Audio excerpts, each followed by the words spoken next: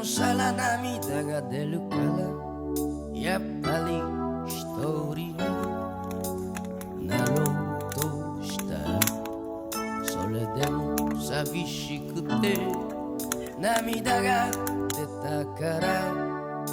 俺は初めて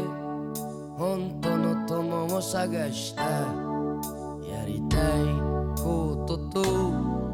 やりたくねえこととが思い通りにいかなくて、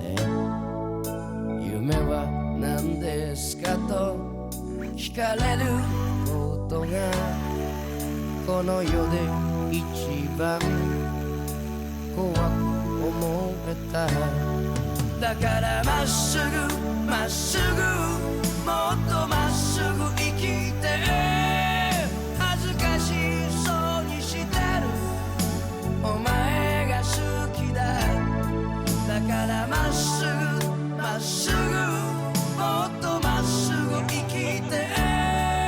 寂しさに涙するのはお前だけじゃねえ。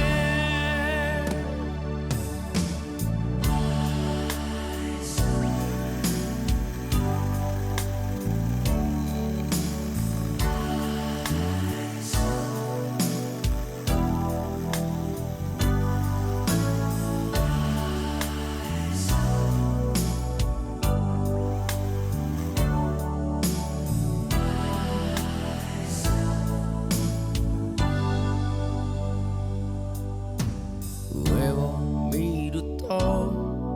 負けたくなくて悔しさと羨ましさを隠して笑ってみせた。俺みたいな男はと背中を丸めたらやけに青い空が邪魔くさく幸せかいいなじゃあ離れていくものと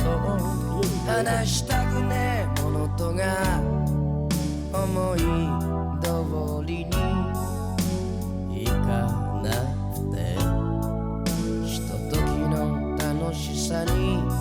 思い切り身を委ねたらなおさら寂しくて涙も枯れ果てた。だからまっすぐまっすぐもっとまっすぐ生きて、恥ずかしそうにしてる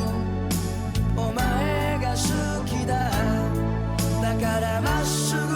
まっすぐ